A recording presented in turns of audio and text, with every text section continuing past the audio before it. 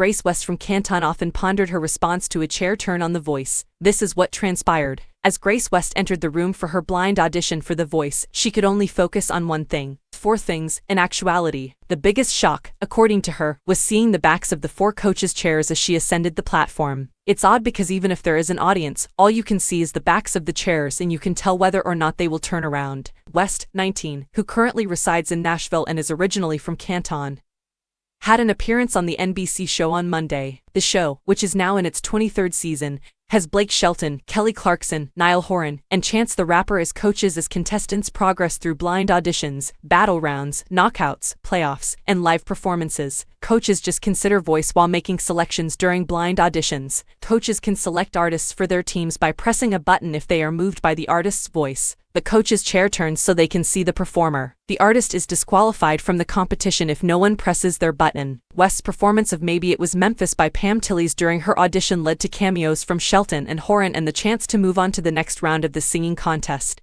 West, who grew up in Canton and watched The Voice for years, said, "That was one thing I always wondered about the show. How do folks receive chair turns and just keep singing as if nothing happened? What if someone turned their chair and I lost it completely? Once I was actually facing the two of them, though, I felt like I put more effort into it because I got so thrilled," she remarked. It took a lot of effort to become Voice. When West was a young child, she started singing at Christmas parties, family get-togethers, and school performances. By the age of 11, she won a well-known local talent competition. She sung the national anthem for the Detroit Tigers more than occasions when performing with the Plymouth High School choir at local eateries and bars when she was a kid. She and her dad moved to Nashville 2 years ago. She works as a songwriter during the day. She credits a lifetime of striving for her goals for her current level of accomplishment on The Voice. "If it weren't for the experience the community offered me, she wouldn't have been able to perform on The Voice on stage," she claimed. When a buddy urged her to perform Maybe It Was Memphis last year, West started to do so. She claimed that she had studied it pretty well, fell in love with it, and thought it was a fantastic choice. "I desired to write a powerful country tune. Women that sing country music hold a particular place in my heart." West claimed that she has always adored country music and is drawn to the genre's emphasis on storytelling. She claimed that Carrie Underwood has had a significant musical influence on her as she pursues a career in music. "I love what I do, and I want to be successful so I can act, write, and travel. For me, that would be it," she declared. Not tense when performing for celebrities, West acknowledged that the Voice audition was the biggest platform she has ever performed on.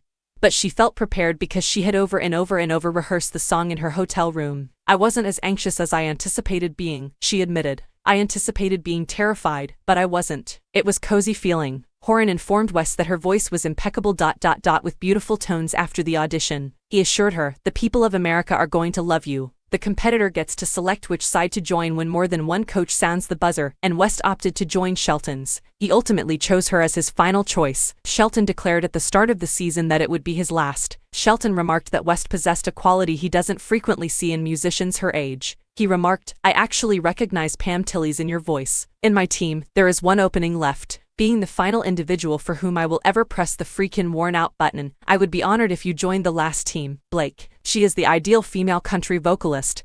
He continued. Following West's performance, Clarkson added her own commentary. "I firmly believe in you, and I'm excited to watch what you accomplish on the program," stated Clarkson. Battle rounds for the program start on Monday. West will perform a duet with another competitor when it's her turn. "We must still compete against one another, but it must sound seamless and like a duet," according to West. The coaches also get one theft each, but only one of us stays on the team and the other is kicked off.